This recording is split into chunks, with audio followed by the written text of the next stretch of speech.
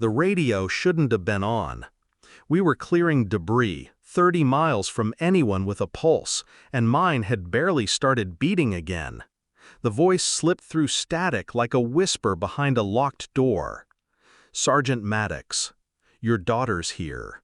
You don't want to know what your wife's boyfriend did last night. It's really bad." Pause. "Your whole neighborhood's shocked." Another pause, longer this time, like he wanted me to scream through the silence. "My shift ends in 5. He's all yours. Only you can settle this." Then nothing, not even static. I stared at the radio as if it might blink back. My boots were already moving toward my gear before the others noticed I was gone. I left sand behind like it had betrayed me too. The plane ride was quiet. Not because it was supposed to be. Military birds never are. But I had my own storm pressed tight behind my ribs. He called her my daughter. That detail wasn't lost on me. My wife had been distant the last 2 deployments. Not cold, just off. Her eyes never stayed long enough. Her voice always sounded rehearsed. I knew something was wrong before I ever left, before I ever packed that last duffel. But suspicion isn't proof, and proof is a weapon. My daughter, Emma, she was 5. She loved puzzles. She could make you believe anything was whole if she pressed the right pieces together. I used to think she had my eyes. She didn't. And suddenly, that mattered. I landed with my jaw tight and my hands calm. Took a cab instead of calling anyone. Didn't tell her I was back. That was the first real decision I'd made in months. The house looked the same. It was the silence inside that didn't.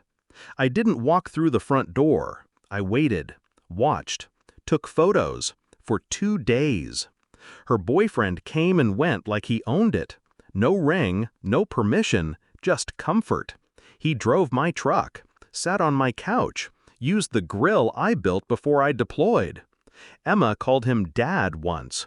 I heard it through an open window. My wife corrected her, but not convincingly, not with any heat. I found a hairbrush in the bathroom drawer and slipped a strand of Emma's into a plastic sleeve. Took it to a friend. No words, just a look. He nodded, understood everything I didn't say.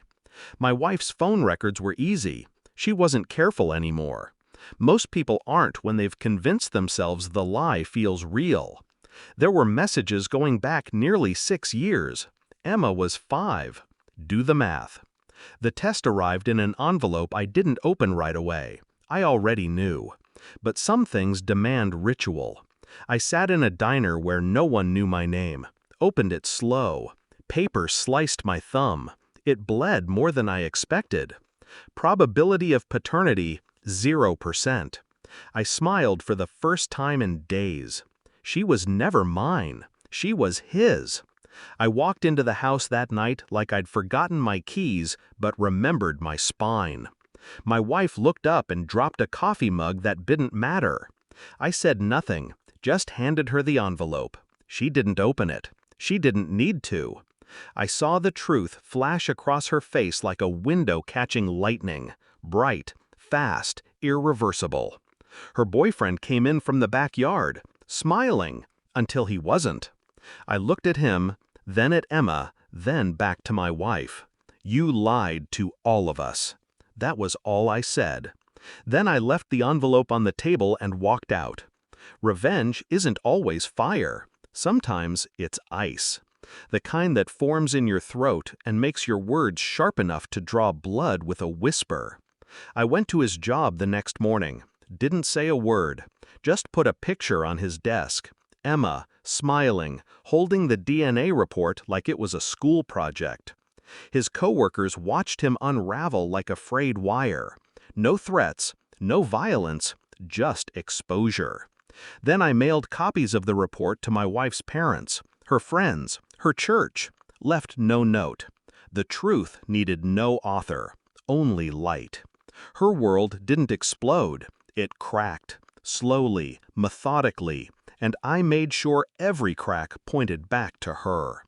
I didn't attend the custody hearing. Wasn't my child, never was. But I sent a lawyer, and a final message. Keep her safe. Lie again, and I'll return.